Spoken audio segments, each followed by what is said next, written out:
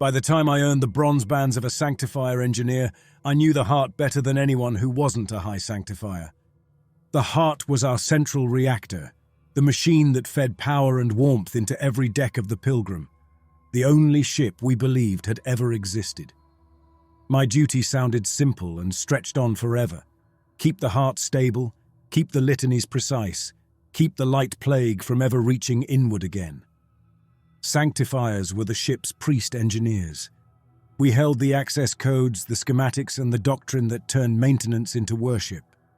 The lower decks called us spark priests when they thought we couldn't hear. Officially, we were guardians of the heart and interpreters of the codes. The old technical manuals bound as scripture after the first light plague burned through the outer hull. I believed every line they taught me about the void. The void was the space outside the Pilgrim, a darkness doctrine filled with soul-burning glare and wrecks of faithless ships.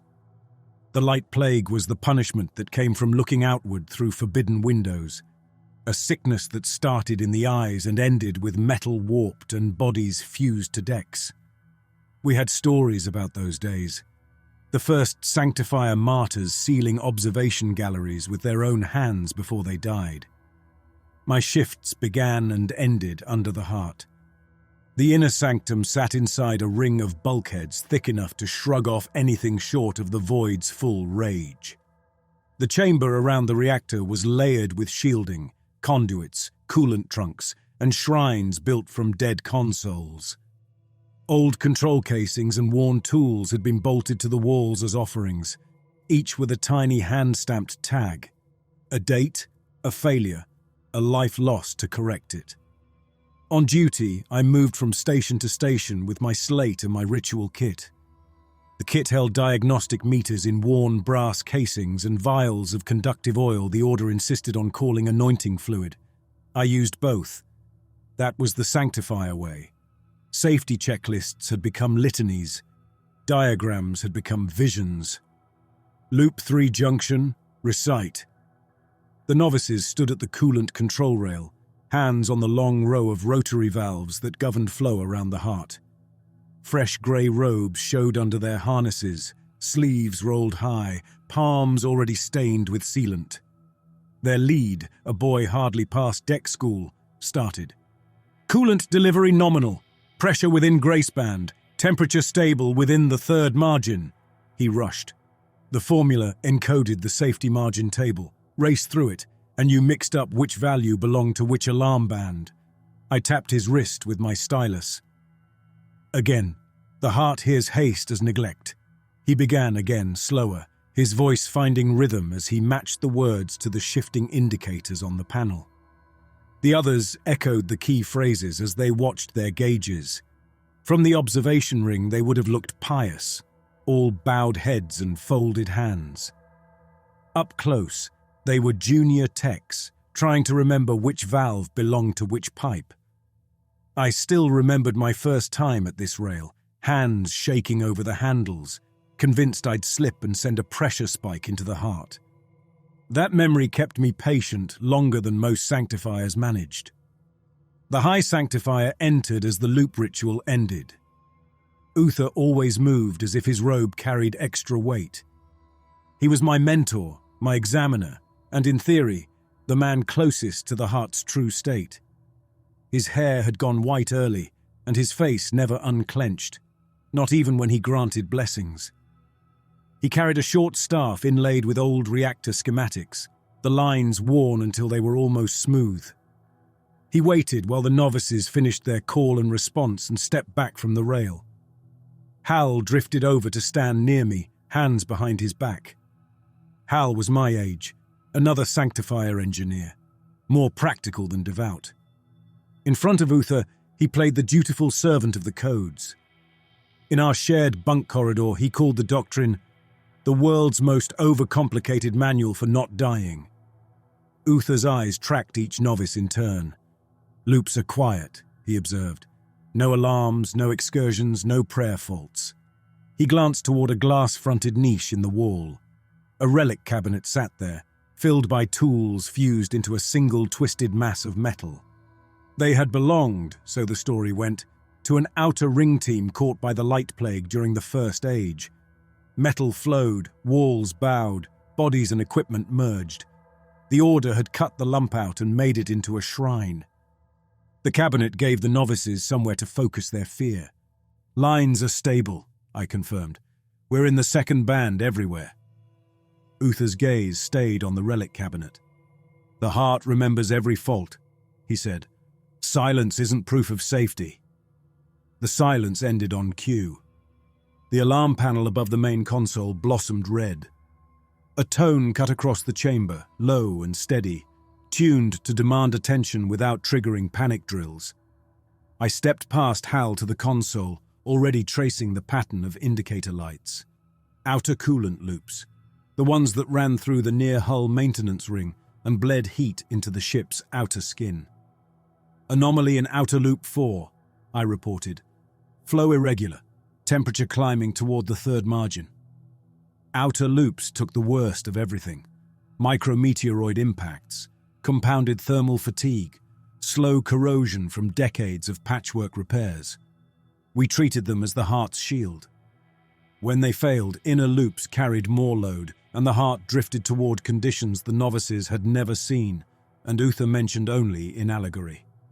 "Outer ring is sealed," a novice muttered at the rail. "How can it rot if no one touches it?" Hal leaned over my shoulder, reading values. "Maybe that's how it rots," he murmured. "Leave anything alone long enough and it remembers how to fall apart." Uther stepped onto the platform beside us. He never ran. Only his eyes moved quickly. "Show me the trace." I opened the historical log for that loop. Flow and temperature wavered like lines drawn by a hand someone kept bumping. Every few minutes, a tiny dip. Every dip answered by a compensating spike elsewhere. Fluctuations began this cycle, I noted. No recorded impact, no new maintenance, no access. Outer Ring 4. Uther let the word sit.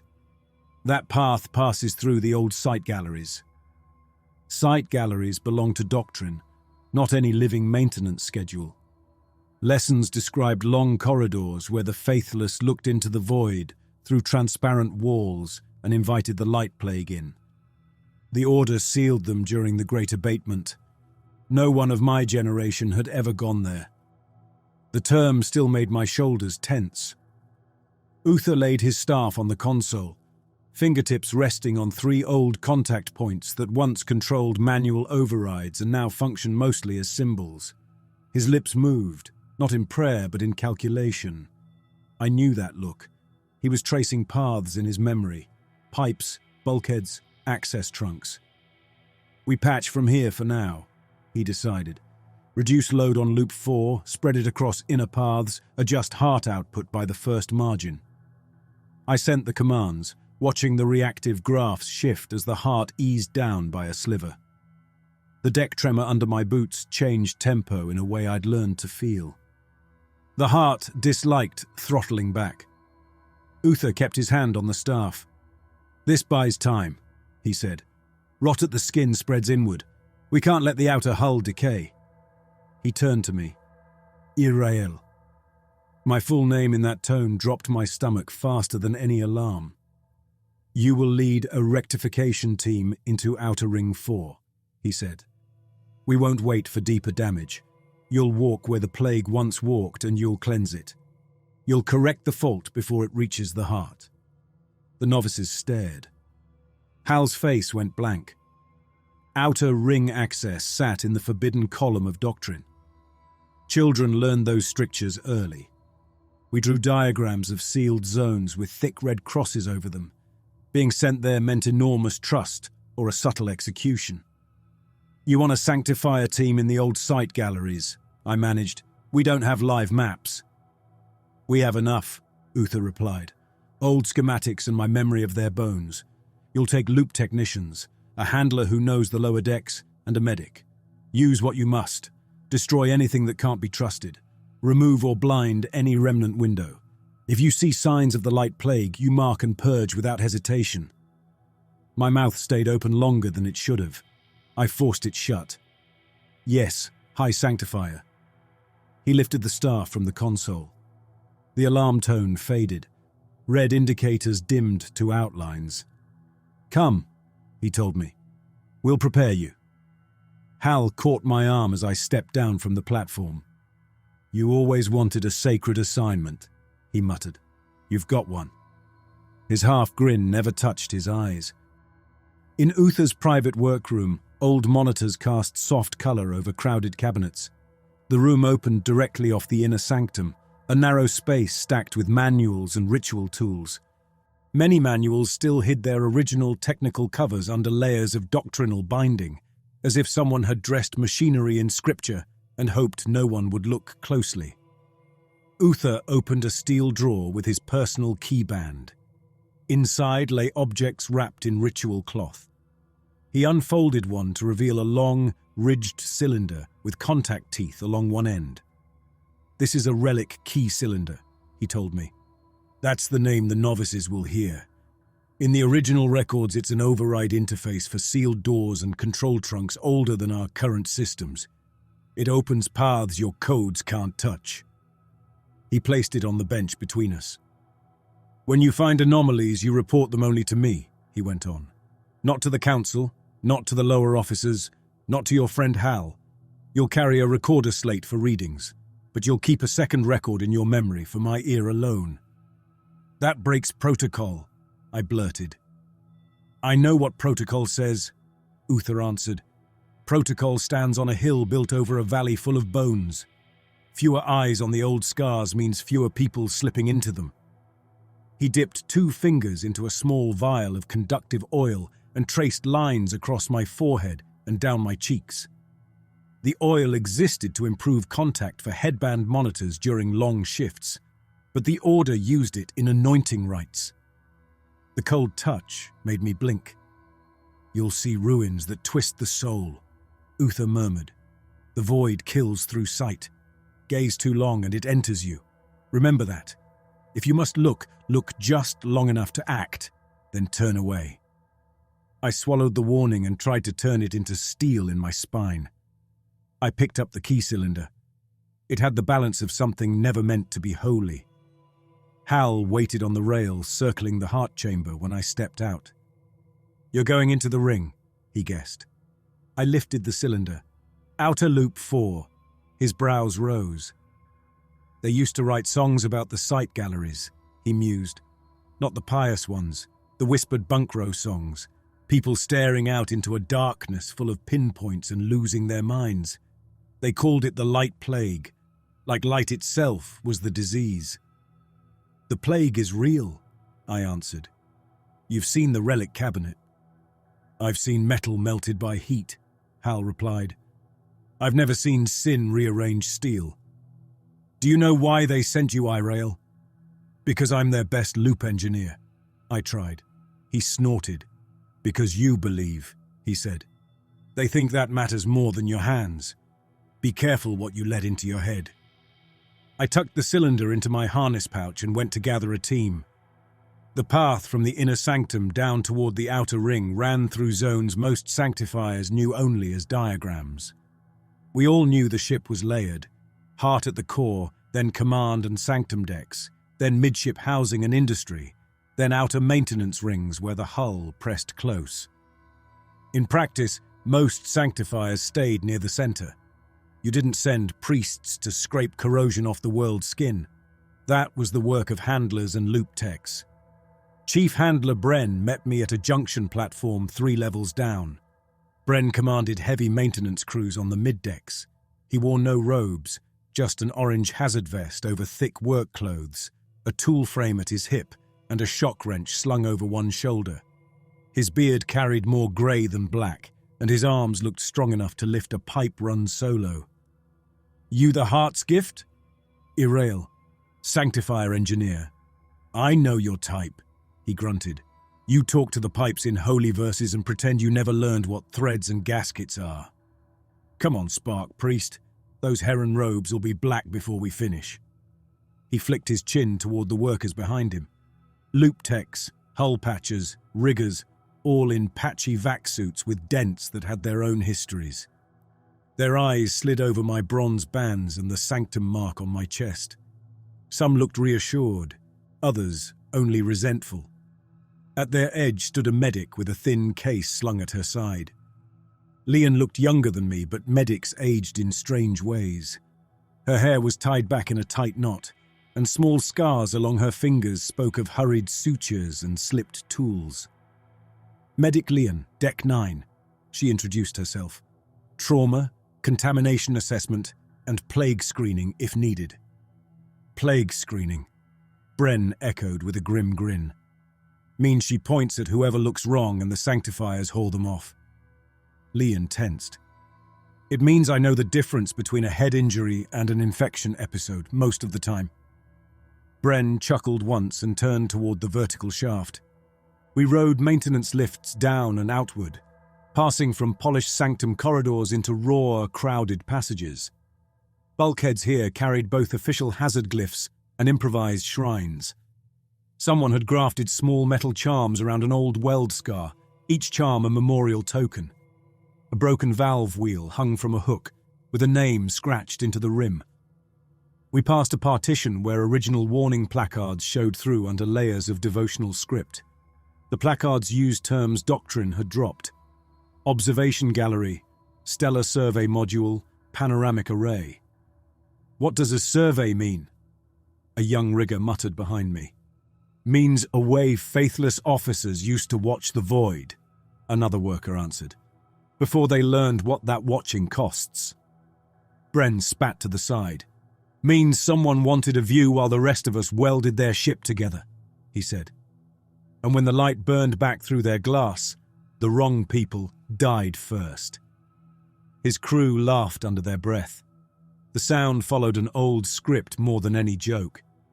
We passed a ventilation grate where a large fan turned above our heads.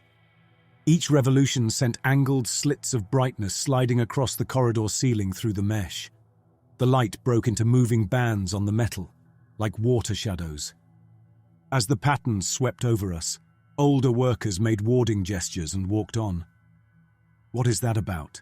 I asked Lian quietly. There are stories, she replied, voice low. Some sealed doors have panes that look black until you stare long enough. Then pinpricks appear. They stay when you blink. Some never fade. Anyone who reports that goes to plague observation and doesn't come back. The old women on my deck tell children not to stare at reflections too long. Those are superstition revisions of real doctrine, I answered automatically. The light plague roots in the eyes. They should come to the Sanctifiers for proper guidance. Lian gave me a neutral nod that meant she disagreed and couldn't say so. The staging bay to the outer ring sat behind a bulkhead that had once been welded shut and later cut open again. Fresh scoring lined the edges. Bren's crew had already installed a temporary frame and a new seal gate. Behind that waited a narrow airlock rimmed with hazard sigils, the stylized burst icon of the light plague, painted red and black. We suited up in the bay. The outer ring ran at low pressure. Suits were mandatory. The vac gear here was old and heavy, more plating than fabric in places, patched and repatched. Sanctifier robes didn't fit under harnesses like these, so I peeled mine down to my waist and tied the sleeves around my belt, keeping only the underlayer and my marks. Bren's crew checked each other's seals by hand. As I clipped my helmet into its collar ring, novices training litanies crowded my mouth. I stepped up on a crate so the whole team could see me. Before we opened the gate, we performed the warding. Bren rolled his eyes, but he stayed quiet. The workers bowed their heads like people who had done this before and survived. The light plague came through windows of deceit. I began, drawing the sign of the heart in the air. It rode on radiance and settled in sight and steel. We close our eyes to the void and open them only to the codes. We walk as extensions of the heart, not as curious fools at the hull. Repeat. They murmured the words back, some stumbling. I folded the practical steps into the right, checking seals, tapping valves, confirming suit tank pressure, securing tethers. When we reached the call for purity of intention, Bren muttered his own addition. And may we fix something before it fails for once. Leon's lips moved silently as she watched us. Not the Sanctifier, right? Something shorter, probably taught by deck medics the first time she had to patch a friend. I cycled the airlock and stepped into the outer ring. The maintenance ring hugged the hull, curving out of sight both ways. The corridor walls here showed a different history than the inner decks. Panel seams ran at odd angles, evidence of retrofits and emergency patches layered over original structure. Bulges of foam sealant oozed from joints like scars that had healed poorly. The lighting strips overhead dimmed and brightened unevenly, fed by a tired pulse. Some had failed completely, leaving stretches of tunnel in layered gloom. Every patch of working light had worker marks scratched near it, tally lines counting shifts or repairs. We moved in pairs, Bren's crew at the front with scanners, my Sanctifier assistants watching the coolant trunk that ran along the outer wall like a metal spine. Leon stayed near the back, both hands on her bag strap. The first dead bay we opened had been sealed from inside. Someone had welded the door so thoroughly the metal looked poured. Bren's riggers cut through, layer by cautious layer, until the slab leaned inward and fell with a clang. Inside, the air lay thin and cold. The chamber had been a dorm or duty room once. Twisted bed frames piled at one end. In the opposite corner, skeletal remains tangled together, bones fused in places where metal had flowed around them. The wall facing the hull bulged inward, its inner skin bubbled and frozen, as if it had sagged and then stiffened. "Plague chamber," one of my assistants whispered. "Emergency seal," Bren countered. The light hit that wall hard enough to soften steel. Whoever was in here didn't reach the corridor. Someone flooded it, froze it, then welded and walked away. I walked along the warped bulkhead, tracing the irregular pattern of the bubbling. The bulges caught what little light we had, throwing back uneven glints that made the surface look wet though it felt solid. The grain of the metal had shifted. "Don't lean on that," Leon warned a younger tech. "Grain that distorted can go brittle." One junior Sanctifier reached out anyway, his glove torn at the palm. His bare fingers brushed the warped surface. "Stop!" He jerked his hand back and grabbed at the torn glove.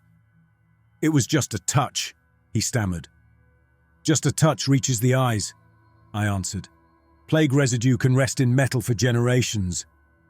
He flexed his fingers as if they cramped.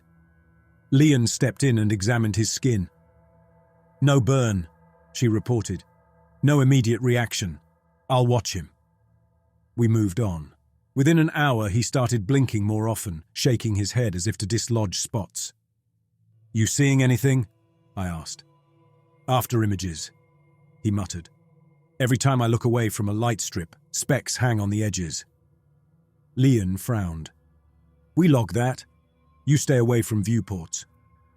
We passed more sealed bays, some empty, some stripped of anything useful, some holding piles of broken equipment abandoned mid-repair. The coolant trunk grew warmer under my hand as we approached the failing loop junction. Readings on my slate jumped in small bites. At one curve, the hull side wall changed character. Heavy plates overlapped there, forming a layered barrier. In the middle of that run, one plate sat a little skewed, its edges showing gaps where something beneath had pushed and then jammed. "There," Bren grunted. "That's our misbehaving child." Behind the skewed plate lay the old shutter assembly isolating the ring from whatever lay beyond the hull.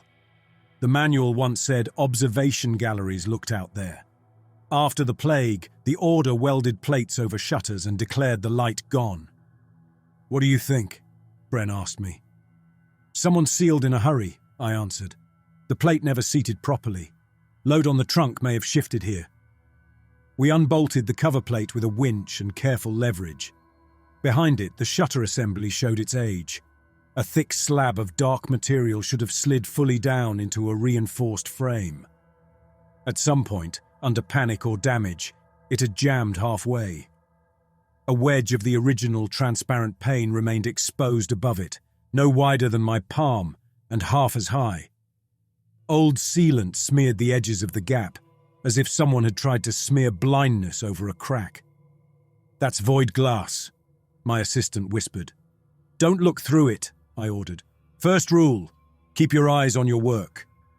"We need to know what forces are on it," Bren argued. "If the shutter's jammed, pressure outside might be different along that line. Could be thermal stress.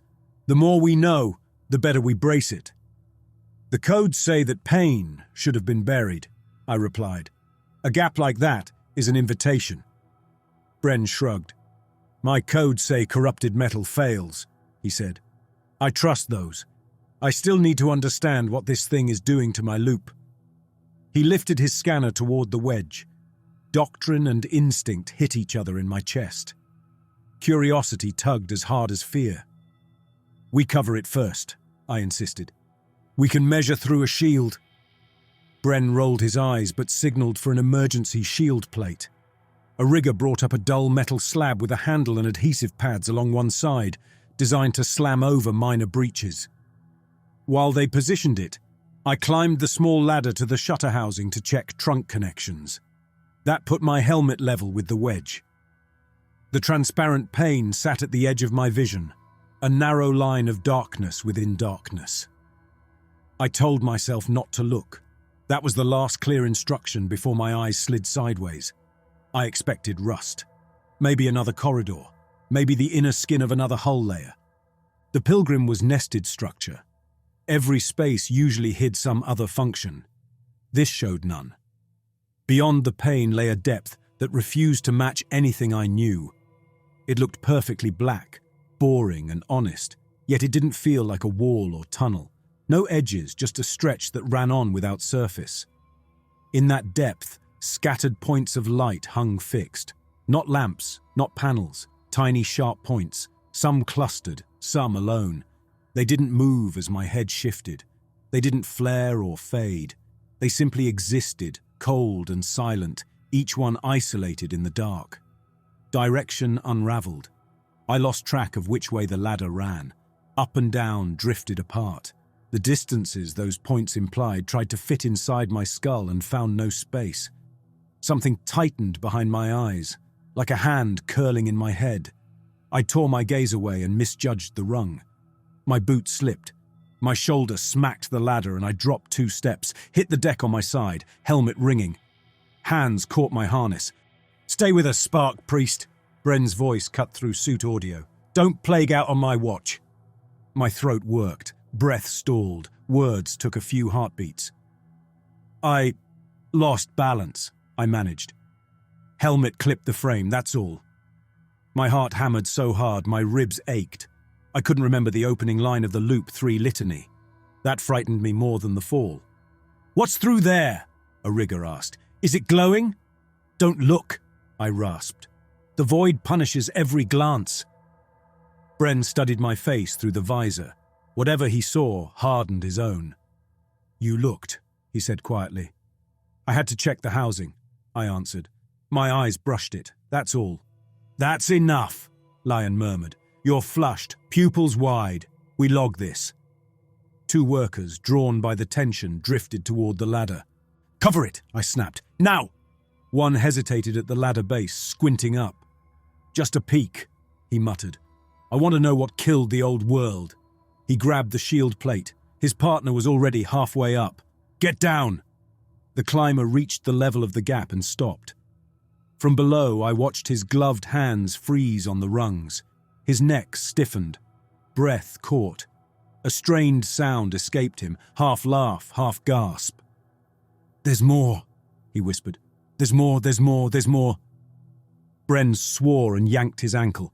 The worker came off the ladder, stiff as a board. His boots hit the deck. His helmet tipped back as if he still stared upward. Lian pushed past me, fingers already on her case. "Pulse racing," she reported. "Eyes unfocused. He's repeating." "Irael, what did he see?" "The void," I answered. "Not as doctrine teaches. Points in it, fixed. Many." "Stars," Bren muttered. The word meant nothing to me then. We held the worker while Lion injected a sedative through his suit port. He whispered, "There's more," until his jaw slackened.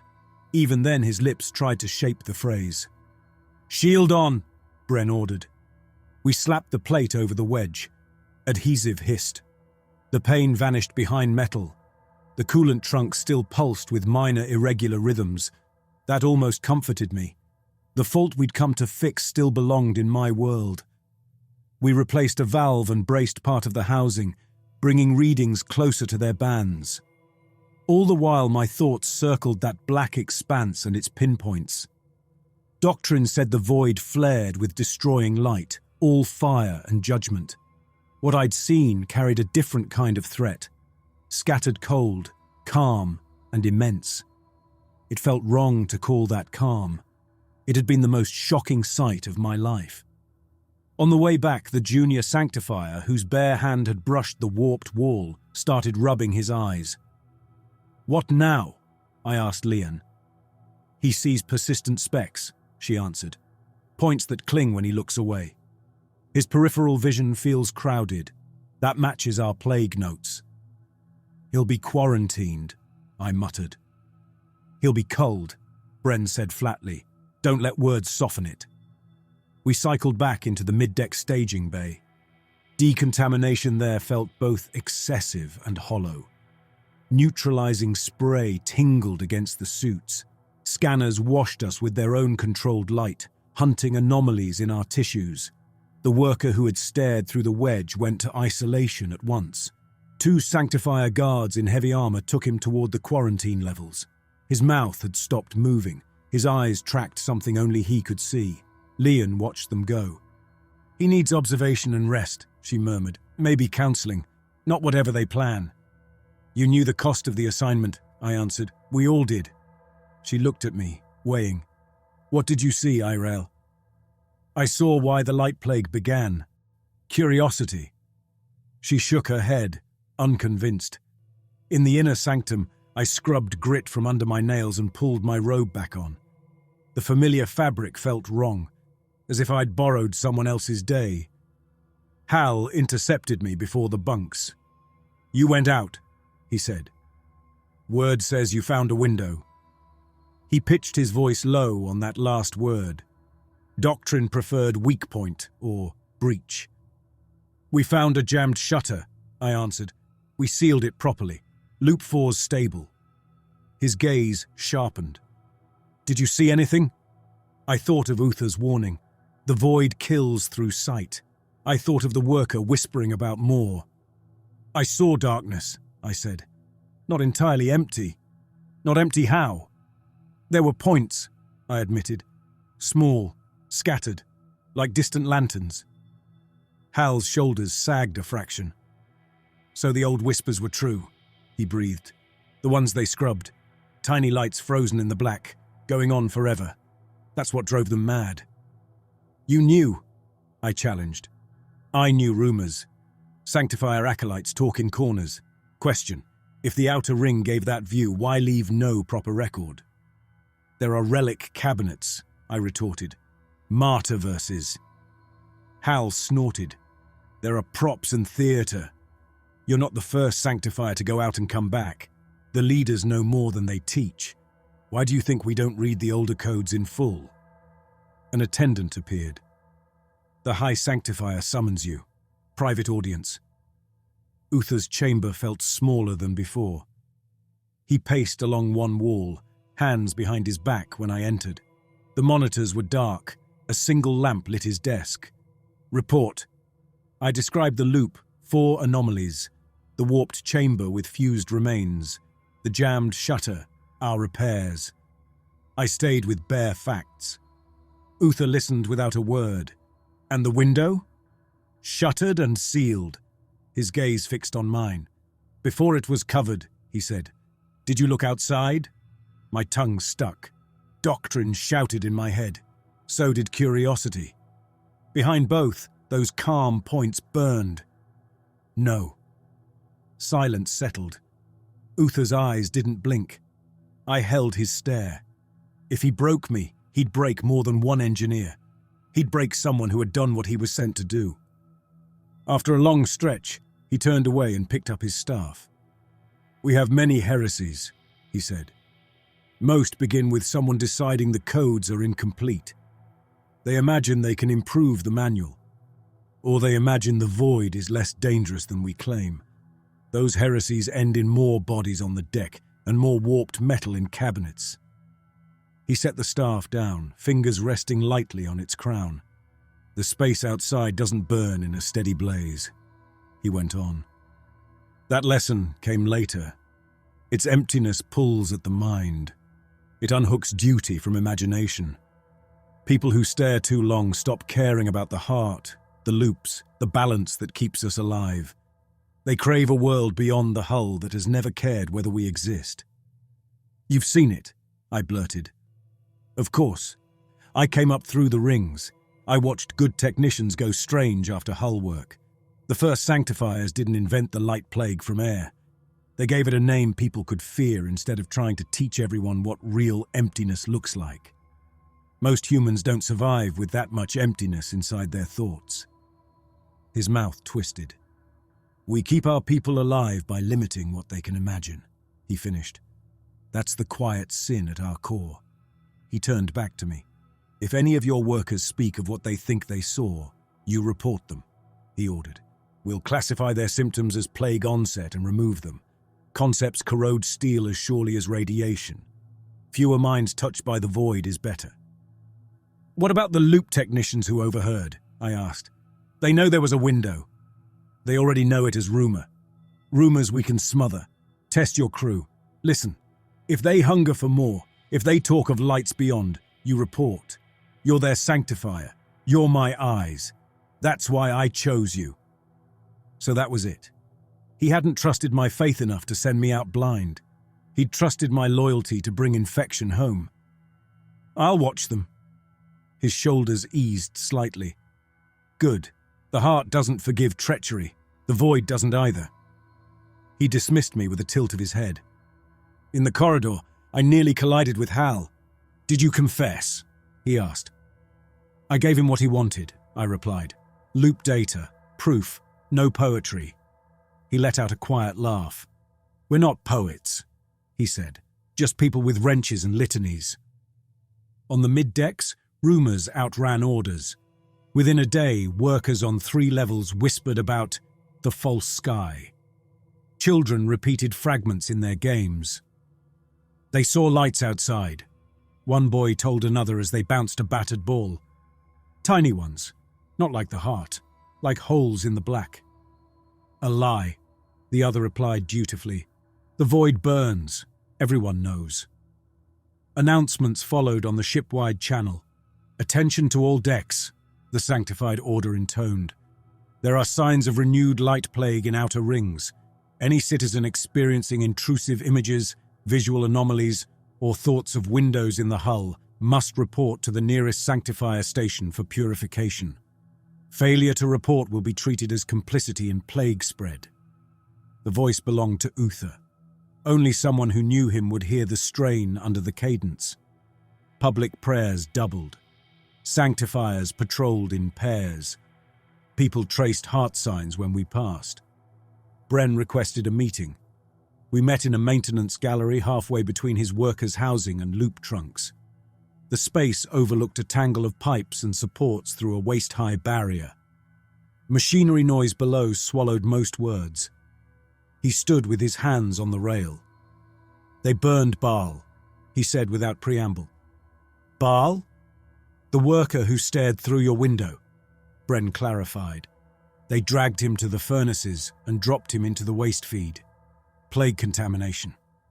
I watched his brother kneel outside the door until his legs went out. Your order logged it as biofuel reclamation." I closed my eyes briefly. Leon leaned against the wall nearby, arms folded tight. "He endangered every deck," I answered, doctrine speaking before I could. If his mind was gone, he could spread whatever lodged in it. The furnaces at least give his body back to the heart in ash, Bren cut in. "Name it honestly." Leon stared at me. "He needed care," she insisted. "There wasn't time to see if episodes would fade. I gave them my assessment. They didn't care." They never do, Bren muttered. His gaze shifted to me. Did you tell them, Sanctifier? He demanded. Did you report that he looked? I reported the mission, I answered. Uther knew someone had looked before I opened my mouth. The Order has the old window records. So you think this is a rerun? Bren said. Not something new, not a chance to learn, just another excuse to burn anyone who sees too much. If the void hooks into their sight, they carry that hook, I argued. You saw Baal. He locked onto one line and couldn't let go. He saw a sky bigger than the hull, Bren replied.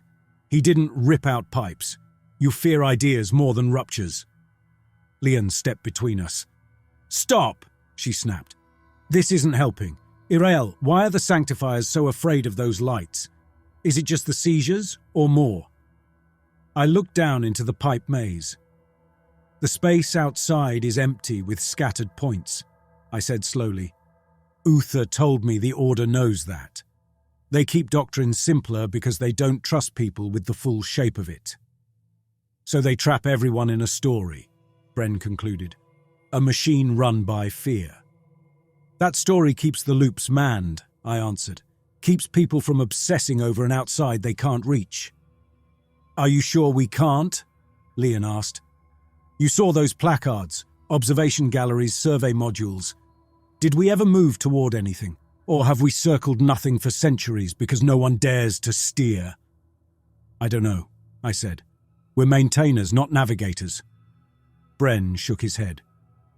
On Deck 9 they say steel that never moves still rusts, he said. We're rusting, Sanctifier. He pushed away from the rail. If there are more windows, he added, and there are, we could use them. For what? I asked. To call in more storms and seizures? To force them to admit the outside exists, he answered. Right now, it's your word against doctrine. If enough people see it, they can't burn us all. That's not how the Order thinks, I warned. That's why they shouldn't be the only ones thinking, he shot back. Lian exhaled. I'm not eager to line people up at viewports, she said, but I know this. What they're doing now fails too. Treating every unusual thought as sickness only grows more fear. A Sanctifier runner appeared at the gallery entrance, panting. Irael, you're needed. Plague inspection teams are forming. They want engineers with field experience. Bren's eyes narrowed. You're about to become their hound, he guessed. I didn't contradict him. Inspection day felt like a slow raid. Sanctifiers and security moved through worker corridors with clipboards and scanners, knocking on doors, pulling people out for questioning.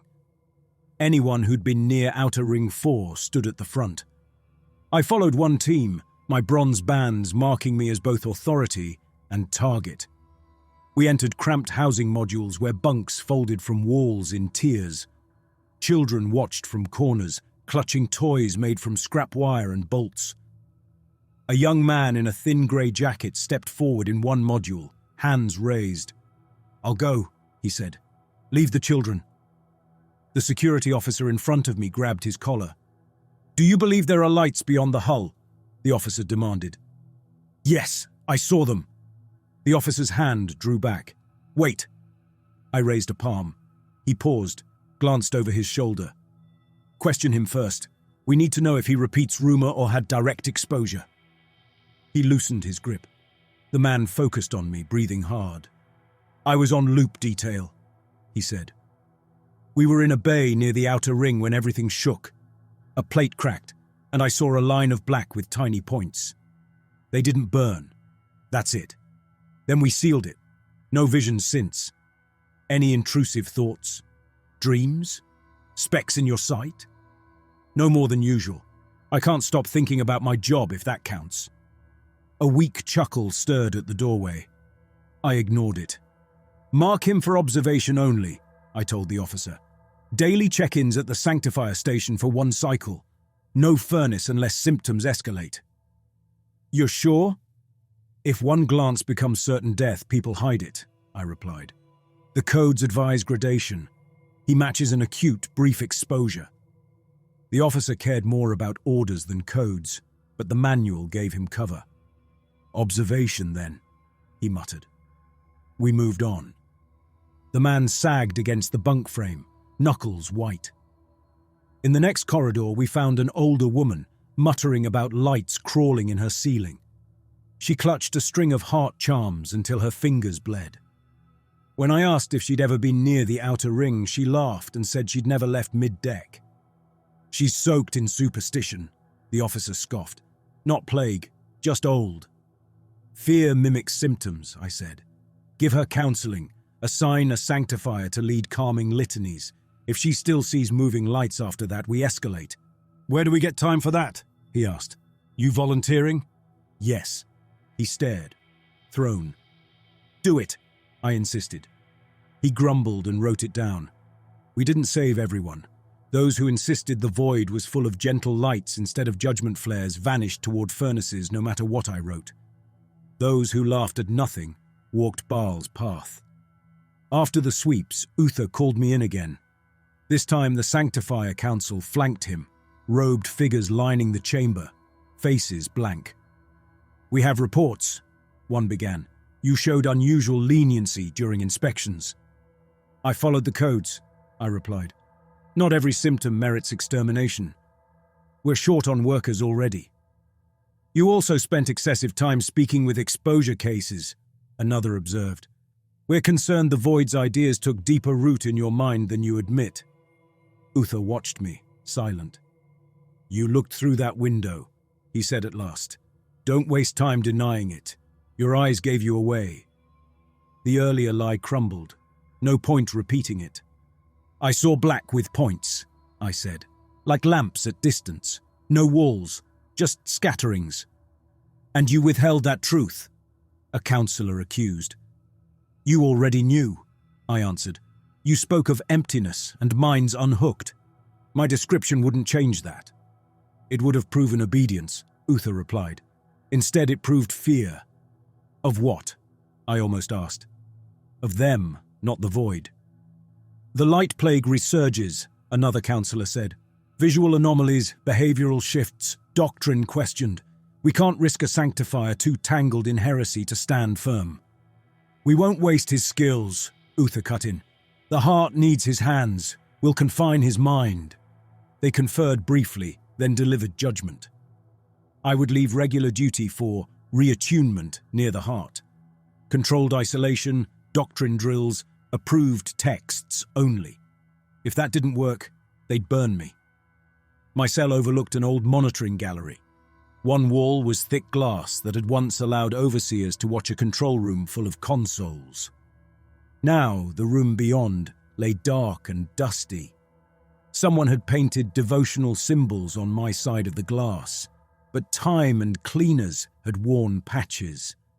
Through those gaps, I could see fragments of dead screens. Labels on the consoles used old terms: navigation, course correction, external array, planetary survey. Each word carried its own gravity. Archivist Halen delivered my reatunement texts. Halen was compact, with ink stains on his fingers and a habit of glancing down corridors before entering. Archivists handled the records that fed doctrine, half librarian, half gravedigger. He slid a stack of bound volumes onto my small table. "Essential litanies and commentaries," he recited. "You read and copy until your hand remembers obedience." I opened the top one while he turned to leave. The interior pages didn't match the cover.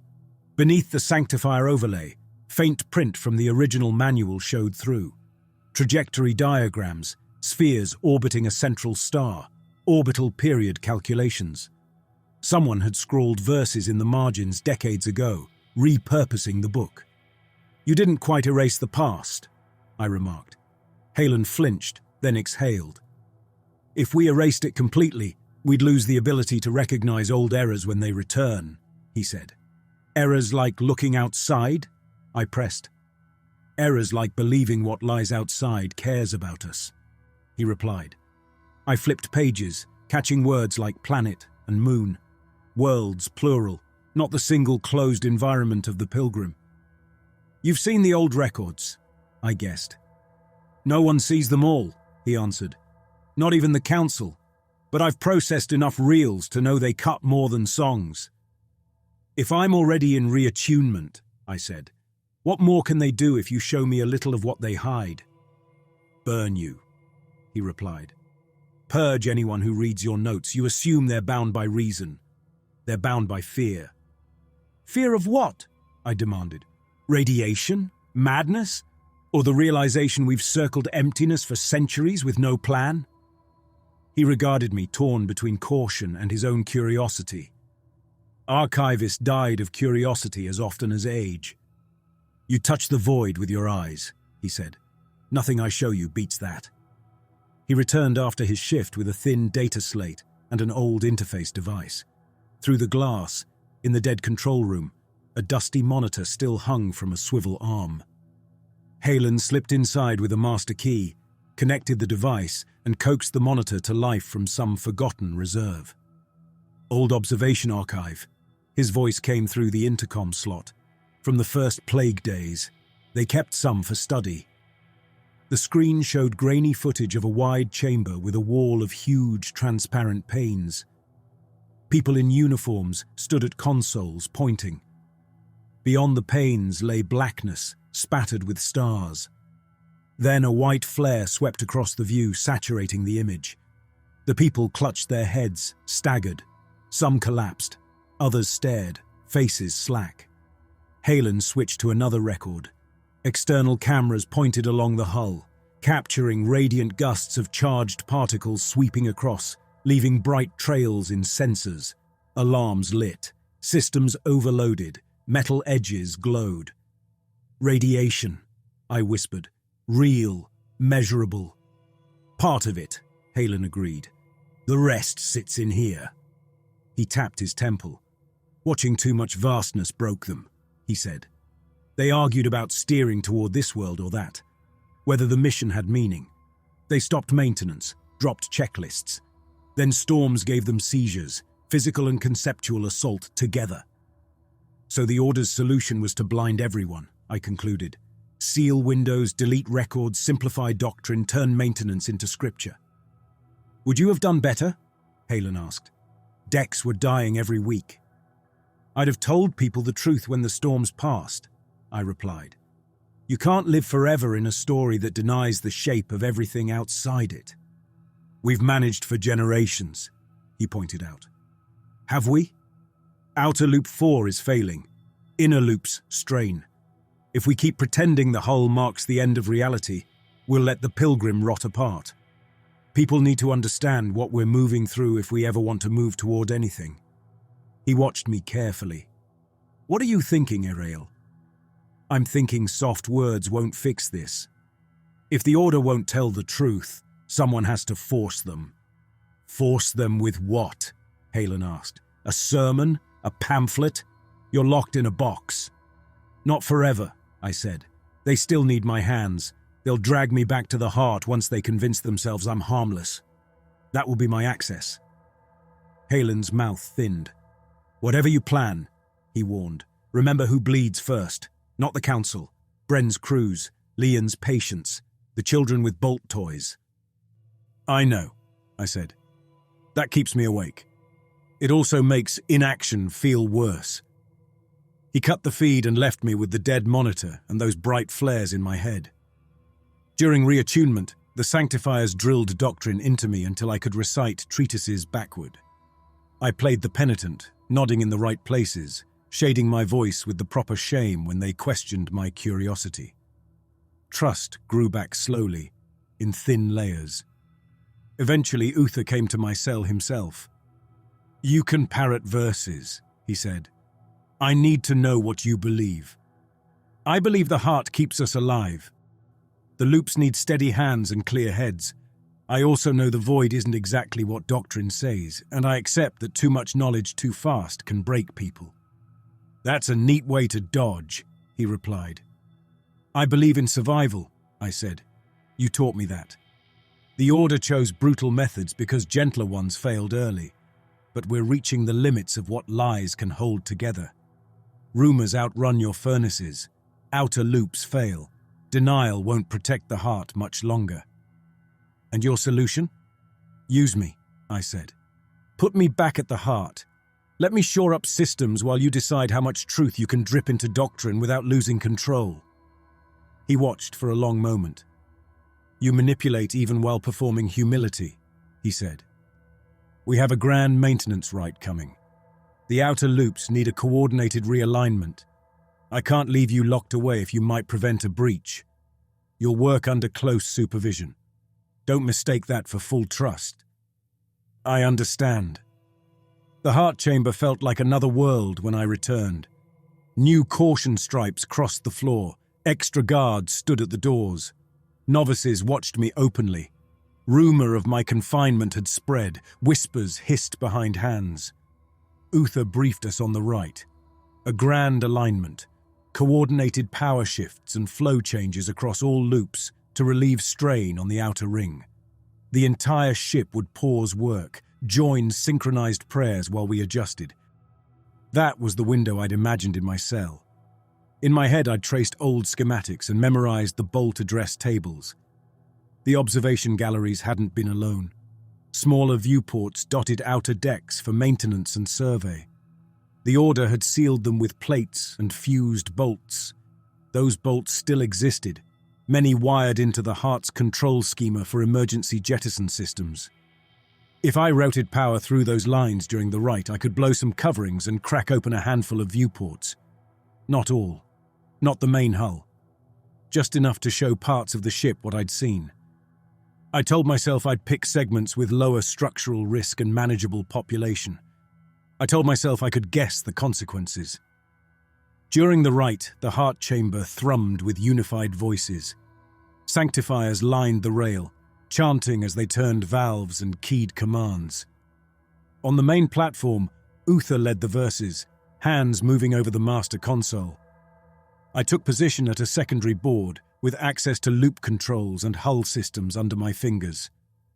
"Loop 3 transfer, begin," Uther intoned. Lines of text rolled down my screen as flows shifted. I followed, routing power in step. Years of drills had carved the pattern into my muscles. Between those lines lay unused paths, old codes connected to dormant explosive bolts and shutter actuators. The system tagged them as decommissioned. With enough override authority, they would still fire.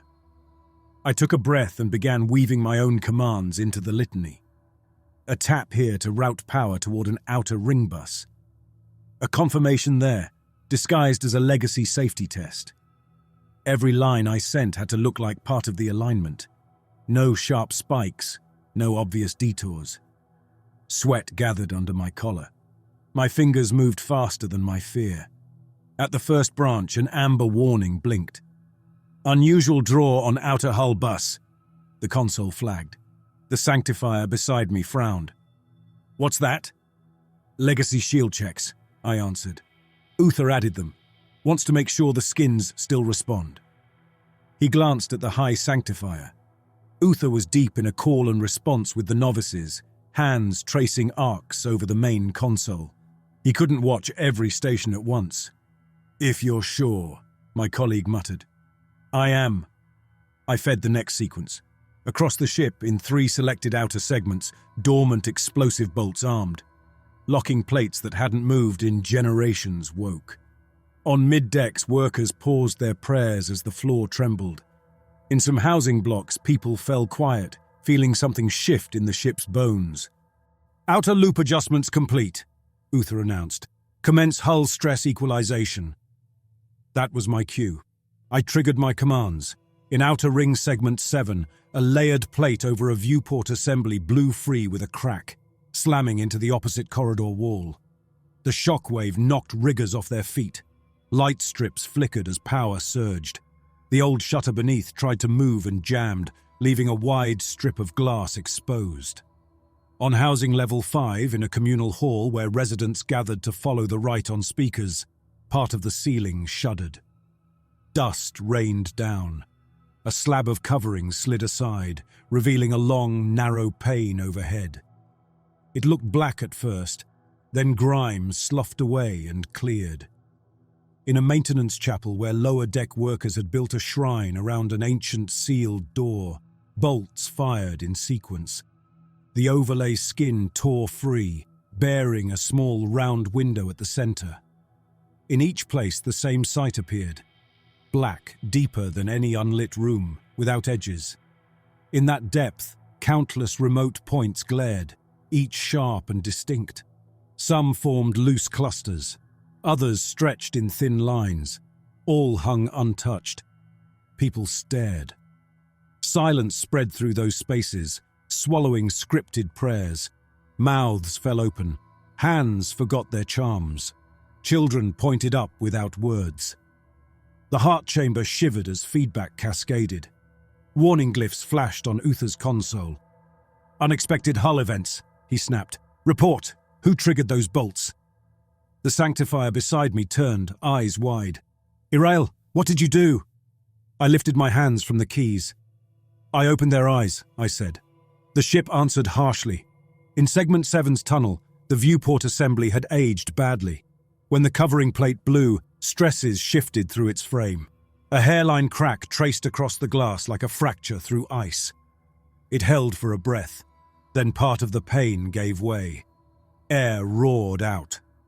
Bodies, tools, rubble tore along the corridor toward the breach. A rigger caught a safety line and swung, boots flailing. Another had no anchor. His head struck the rim, snapped back, and his body wedged into the gap, suit plugging part of the hole with his bent spine. On housing level 5, the long pane held. It curved above the crowd, showing stars without venting them. People lay on their backs, arms spread, pinned more by wonder than pressure. Some laughed in broken bursts. Others sobbed. An older man reached upward like a child reaching for a lantern. The right's broadcast droned on, ignored. In the maintenance chapel, the small round window stayed intact. Condemned men and women marked as mild plague cases knelt beneath it and whispered new prayers to the lights. Radiation sensors chirped. Outside, some region of space spat more charged particles than others. In exposed areas, surges washed through the hull, leaving people with headaches, nausea, seizures. Leon's emergency channel lit with overlapping calls. "We have convulsions on Deck 9. Her voice crackled through the comm. People near the new viewports collapsing. Others lucid, but changed. They just stare. They don't answer. "Seal the areas," Uther ordered over the network. "Drop bulkheads. Restrict access." "Too late," Leon replied. "Half the corridor has already looked." In the heart chamber, guards moved toward me. Uther's face had gone hard. "You did this," he said. "You exploited a sacred right to trigger forbidden systems. You unleashed storms and empty space together." "I gave them what's really there," I answered. "Not your version. You gave them death in place of ignorance." Consoles chimed with alerts. Several loops had slipped out of balance from sudden hull shifts. The heart fought to hold steady, drawing from reserves never meant for this. If chaos spread, we'd lose rings. As guards gripped my arms and pulled me from the panel, live feeds flickered across overhead displays. On one, tiny figures sprinted down corridors as doors slammed.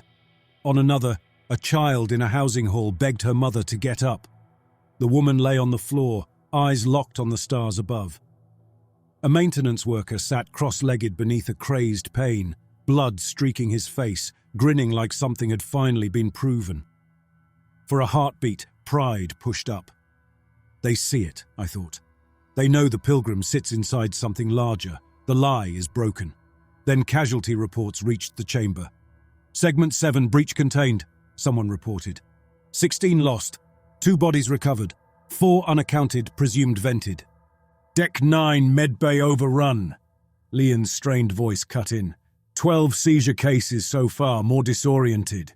Not enough staff. People drag victims away from windows, but others walk toward them like sleepwalkers. "Shutter every opening," Uther commanded. "Treat each view as an active plague source. We don't have enough plates. Most were welded on centuries ago. You burned spare stock the last time a breach hit." Guards shoved me into a holding cell. This time there was only metal, no glass. Tremors in the deck told me the ship still flexed. Hours blurred. The order and lower decks both worked. They patched holes, slammed bulkheads, rerouted power, triaged the injured. In some zones they succeeded.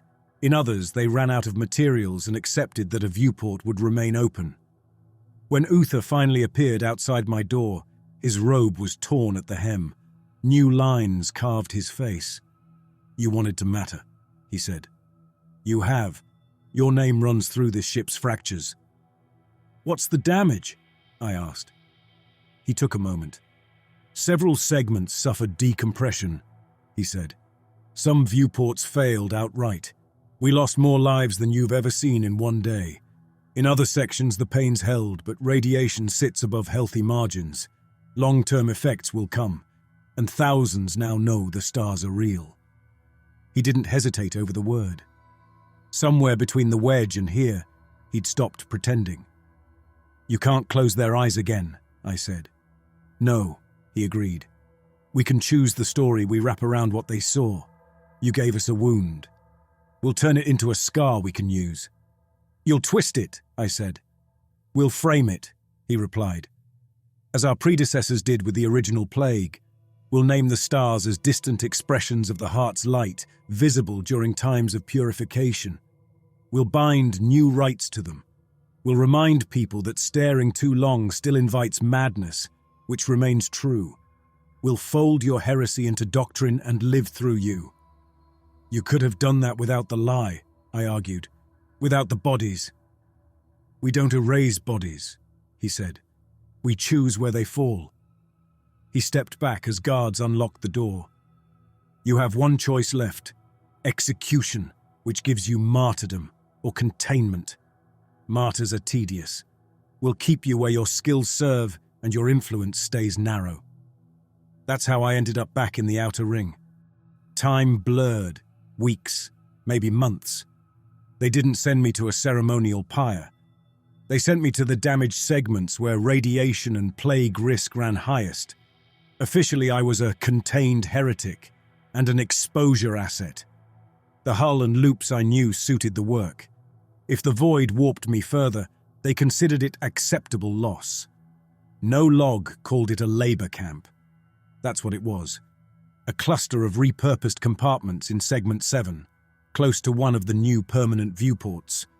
Condemned technicians, minor plague cases, and some of Bren's people who'd spoken too openly worked there under guard. Our job: patch breaches, reinforce supports, keep life support limping in a place the Order considered vital and expendable at once. We wore simple coveralls with dosimeter badges pinned to our chests. Each badge had 3 color bands. First band meant safe. Second meant extra monitoring. Third meant you wouldn't see another cycle. Women worked there too, mostly medics and logistics. Leanne rotated through twice a week, logging symptoms and patching wounds. Guards treated her with wary respect, as if her stethoscope carried different authority than my bronze bands ever had. She checked my badge during one visit. "Your exposure's higher than I like," she said. "Any nausea, headaches, flashes?" "Only when I think about what I did." "That's guilt," she said, "not radiation." She shone a small torch into my eyes. Pupils looked normal. "Any tremors?" She caught my wrist, watching my fingers. "Only when I'm tired." She pushed my sleeve up and paused. "What?" I asked. She leaned closer. On the inside of my forearm, beneath the skin, tiny pale flecks shimmered when her light passed over them. At first, I took them for reflections. They stayed put when I turned my arm. "You've got little deposits," she murmured. "Grains under the skin." "They weren't there before," I said. "They itch?" she asked. "A little, at night." She made a note on her slate. "We've seen similar patterns in high-exposure cases. Sometimes they stay inert. Sometimes they spread. Sometimes patients start reporting visual distortions that match the pattern.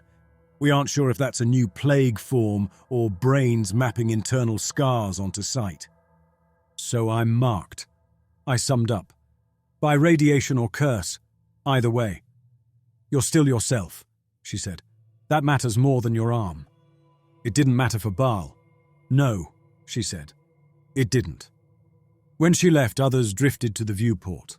The pane in our segment had survived my sabotage without shattering. A spiderweb of surface cracks spread near one corner, but supports held. The Order had considered plating it over, then realized they couldn't spare the mass and might weaken it more. They left it instead, with a safety barrier and posted guard. We were allowed to look during off shifts, as long as we behaved. We misbehaved in our thoughts. The stars outside stayed as they had been, scattered, indifferent, endless. Occasionally a faint line crossed the field, some stray rock or drift of wreckage. No planets, no stations, no visible neighbors, only patterns shifting slowly as the Pilgrim moved. Some exiles watched in silence. Some whispered improvised prayers, calling the lights the heart's children or distant sparks. A few muttered curses, blaming those points for the turns their lives had taken. I usually sat a little apart, within sight but outside the cluster. Bren, demoted after protesting the sweeps, claimed a spot at the barrier most evenings. His beard had gone almost white.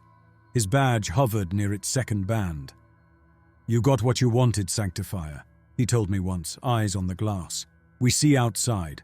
We know the story was false." "And?" I asked. "And the loops still leak," he said. "Kids still cough in housing decks. The council still sends guards when anyone talks steering. Uther still chants over the heart like nothing changed." "Some things changed," I said. "They can't claim we're alone in judgment fire anymore. They can't burn every witness. They have to bend." "They bent the story," he said. "Stars are the distant mantle of the heart now. The void's a field of trial between lights. They're clever. They use your wound as a new grip." "What would you have done differently?" I asked. "Sat on the knowledge until Loop 4 failed outright and the heart went with it?" He looked back. The viewport light traced faint patterns along his cheek. "I'd have started smaller," he said. "Shown a handful, built a base, pushed from there. You cracked half the hull in one day." "I didn't crack half the hull. I fired a few old bolts. The ship did the rest." "The ship is us," he said. "Own it." Uther visited once. He came in full shielding gear, the type used near the reactor, his robe underneath reminding everyone of rank. Guards flanked him, though few of us had the strength left to lunge. We met near the viewport, separated by a knee-high barrier and an invisible wall of authority. "You're still alive," he said. "So are you." He studied the stars like they were a set of remote indicators. "We've integrated the revelation," he said. "The Council drafted new doctrine. The stars are now distant expressions of the heart's light, scattered as beacons of future trial. Looking at them is allowed in controlled contexts. Gazing until you forget duty remains a sin." "How generous," I replied. "Do the verses mention me?" "Only as the heretic who exploited sacred systems. We need a villain more than a martyr." "Villains are easy to use," I said. "You can blame them for everything that hurts." He ignored that. "You once asked if we'd tried to steer the Pilgrim toward anything," he said. "We haven't. We lost reliable control generations ago. Navigation arrays degraded during the first plague storms. We can make small adjustments, but we can't aim at any particular target. We ride an old course set by dust." "So the stars are scenery along a fixed track," I said. "You could have told people that instead of pretending we were the only spark." "And what would that knowledge give them?" he challenged. "They still can't reach those lights. They still can't alter our path. All you'd add is a new longing. That longing already broke one age. You helped bring it back." "You can't protect minds from reality forever," I answered. "Eventually the hull cracks and truth leaks in. Better to teach people how to live with it than insist it doesn't exist." He looked at my arm, where the pale flecks had multiplied. "You're changing," he observed. "Plague, radiation scars, something else, I don't know. But you're a symbol now. Exiles watch you. Lower decks whisper about you. The Council fears you less because you're contained, but they still invoke your act whenever they warn children about curiosity. I don't care about being their story, I said. I care about keeping these supports intact. I know, he replied. That's why I argued for containment, not execution. You're useful as long as bolts matter more to you than glory. He stepped back. The ship will outlive us, he said. Maybe it will drift into a region where a real world sits within reach. Maybe it will rust apart in empty space. Either way, the Pilgrim moves on with scars you helped carve. Remember that as you work. He turned to leave. Uther. He paused. Do you ever wish you'd been born ignorant? I asked. Never having seen the stars, never knowing the lie. He considered. No. I wish I'd been stronger when I first saw them. Strong enough to hold the sight without crushing others to keep it rare. He left. After that, my days settled. Shift start. Check support struts near the viewport. Weld patches over hairline cracks flagged by instruments. Inspect coolant trunk extensions that ran through our segment, making sure they didn't rattle themselves loose. Watch my dosimeter badge. Listen to exiles mutter and dream. Off hours, I sat near the viewport with my back to the barrier. I looked at my hands more than the stars. Specks under my skin glimmered even in dim light. False constellations scattered through my forearms and cheeks. When I flexed my fingers, I sometimes felt the pattern shift in ways that echoed the starfield. I tried not to dwell on whether that was real or my mind's habit. Sometimes I heard Baal's whisper in the pause between heartbeats. There is more. He'd been right and wrong together. There was more outside than we'd been told. There was also more pain in every new truth than he'd ever get to weigh. I didn't try to lead exiles into a new doctrine. I didn't start a star cult. If they wanted to pray at the glass, that was their business. I'd twisted systems once already to force revelation. My remaining task was narrower. Keep this window open as long as the hull allowed and keep the supports from failing around it. One cycle, while tightening bolts at the frame, a small flake chipped from the crazed corner and landed in my gloved palm. The shard caught light like a tiny star. I closed my fist around it. Irael, Bren called from the barrier. What are you doing? Keeping a peace. For what? For when the pain finally fails, I said. Something to remember it by. Something too small to cut anyone else. He grunted, not quite approval. The Pilgrim moved on. We marked it by slow drift of constellations across the viewport. Patterns slid. Familiar clusters eased toward the frame's edge, replaced by new scatterings. Somewhere unseen, the heart burned, and loops groaned, patched and repatched. No one knew if we were approaching anything. The old navigation displays in the dead control room showed only ghosts. People on inner decks adjusted to the new doctrine. Children grew up with both scripture and star rumors. Some would reach toward the outside more carefully than I had. Some would rage. Some would flinch and turn away. My path never strayed far from this segment. My badge edged toward its third band. The flecks under my skin brightened slowly, taking their cue from the window. I knew I'd die in this ring, near this glass, with stars as an ordinary fact instead of a forbidden secret. That felt fitting. My choices led here. I had obeyed, hesitated, purged, lied, and finally torn open the hull with an idea I barely grasped. I wasn't hero or villain enough to ask for anything softer. One off shift, I clipped my harness to a handhold beside the viewport and settled with my back against the cold frame. Tools rested in my lap. Outside, the starfield stretched without end, tiny points pinned in a depth that didn't care. My reflection hovered on the inner surface. Specks under my skin echoed points in that reflection, small false stars scattered across my forearms and cheeks. For a moment, ship and outside layered, my tired face, the pain, the void beyond. The Pilgrim drifted as a moving fleck inside that void, carrying a people who had learned late what surrounded them. We would drag our scars along whatever track had been set ages ago, the heart burning while it could, loops creaking, the Order twisting each new wound into teaching. I wouldn't see the ship's end, or any world it might find. I'd be part of the trail of bodies it left behind in its effort to endure. Until then, I could keep this aperture clear. Guards might seal others, councils might drown the stars in metaphor. Here in Segment 7, one pane remained. I watched the scattered lights. I had given my world the stars and bled it for the gift. The least I could do was hold the glass together a little longer under the strain.